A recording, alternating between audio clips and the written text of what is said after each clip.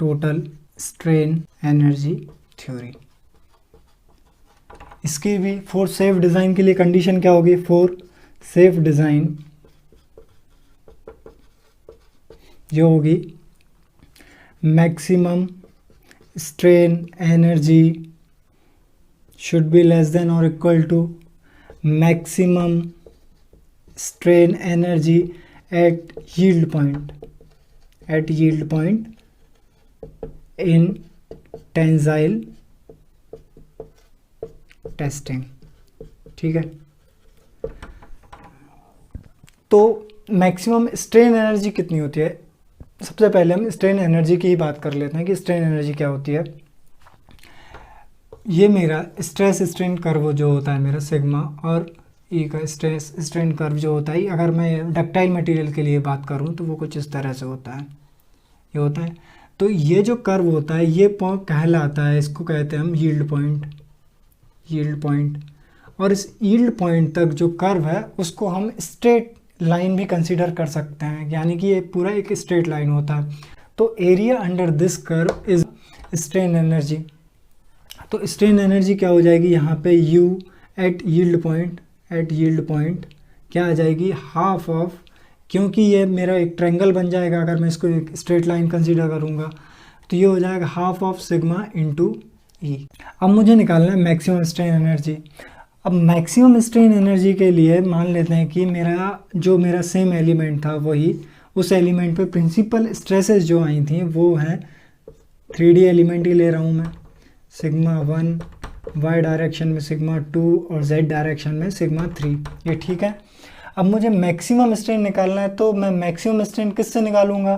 Principal stresses से ही निकालूंगा। तो जो सिग्मा x और सिग्मा y सिग्मा z जो लग रही होंगी वो कंपोनेंट पे स्ट्रेसेस लग रही होंगी, और उस कंपोनेंट पे सिग्मा 1 और सिग्मा 2 सिग्मा 3 ये किसी एलिमेंट पे लग रही होंगी उस कंपोनेंट के, तो ये प्रिंसिपल स्ट्रेसेस हैं। ठीक है, तो सबसे पहले हमें प्रिंसिपल स्ट्रेसेस निकालना पड़ेगा। अब उन प्रिंसिपल स्ट्रेसेस के अकॉर्डिंग हमें टोटल स्ट्रेन एनर्जी निकालनी पड़ेगी या फिर मैक्सिमम स्ट्रेन एनर्जी निकालनी पड़ेगी।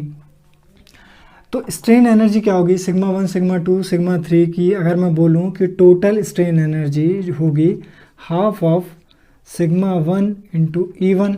ठीक है, क्योंकि सिग्मा 1 के कारण x डायरेक्शन में, plus half sigma 2 into E2 plus half sigma 3 E3।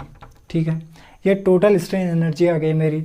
और पिछली थोड़ी देर पहले हमने देखा था कि स्ट्रेन्स क्या थी? E1 थी मेरी sigma 1 by E minus mu into sigma 2 by E minus mu into sigma 3 by E। वैसे ही E2 क्या हो जाएगी? Sigma 2 by E minus mu into sigma 1 by E minus mu into sigma 3 by E. और E3 क्या हो जाएगा मेरा? Sigma 3 by E minus mu into sigma 2 by E minus mu into sigma 1 by ई। तो ये मेरी तीनों की तीनों स्ट्रेन्स आ गई तीनों डायरेक्शन में। ये टोटल स्ट्रेन एनर्जी आ गई मेरी, मैक्सिमम स्ट्रेन एनर्जी, या फिर जब भी कंपोनेंट पे जब स्टेट ऑफ स्ट्रेसेस जब लग रही होंगी उस टाइम पे। तो अब ये E1 E2 E3 की अगर मैं वैल्यू यहाँ पे पुट करूँ तो क्या हो जाएगा मेरा? इसको मैं मिटा देता हूँ।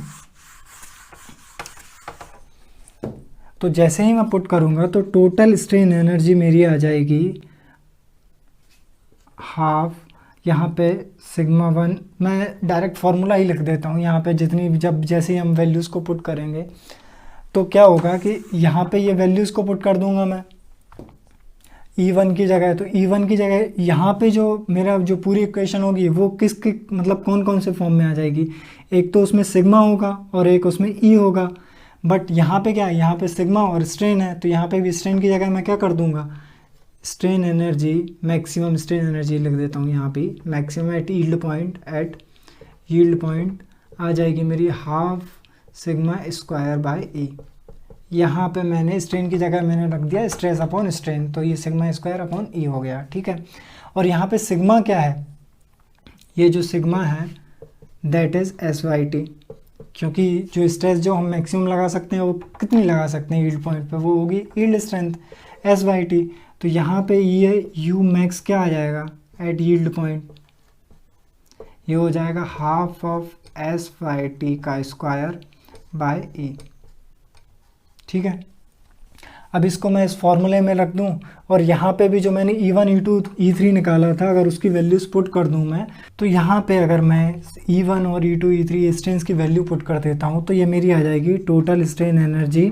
यहाँ पे मैं बताना भूल गया कि ये मेरे जो भी एनर्जी है ये पर यूनिट वॉल्यूम आती है। ठीक है, पर यूनिट वॉल्यूम ये स्ट्रेन टोटल स्ट्रेन एनर्जी, और यहाँ पे भी ये जो स्ट्रेन है वो पर यूनिट वॉल्यूम लेते हैं हम। ठीक है, तो ये हो जाएगी मेरी total strain energy per unit volume हो जाएगी 1/2E sigma 1 square plus sigma 2 square plus sigma 3 square minus 2 mu sigma 1 sigma 2 plus sigma 2 sigma 3 plus sigma 3 sigma 1। तो ये मेरे टोटल स्ट्रेन एनर्जी आ गई पर यूनिट वॉल्यूम। अब इसको मैं इसमें रख देता हूँ, मैक्सिमम इस क्राइटेरिया में रख देता हूँ, तो ये हो जाएगा 1/2E sigma 1 square plus sigma 2 square plus sigma 3 square minus 2 mu sigma 1 sigma 2 plus sigma 2 sigma 3 plus sigma 3 sigma 1 should be less than और equal to this maximum strain energy at yield point. तो वो हो जाएगा half of S by T का whole square by E. ठीक है, यहाँ से ये 2E कैंसिल हो गया और मान लेते हैं कि हमारी बाईएक्सियल लोडिंग लग रही है, क्योंकि गेट में मैक्सिमम जो क्वेश्चंस आते हैं और जो सिलेबस है वो बाईएक्सियल लोडिंग का ही है। तो सिग्मा 3 को 0 कर देंगे, तो कंडीशन क्या आ जाएगी मेरी sigma 1 square plus sigma 2 square, sigma 3 0 हो गया, माइनस 2 म्यू सिग्मा 1 सिग्मा 2 और सिग्मा 3 0 हो गया, शुड बी लेस देन और equal to S by T का होल स्क्वायर। ये मेरी कंडीशन आ गई किसके लिए, टोटल स्ट्रेन एनर्जी थ्योरी।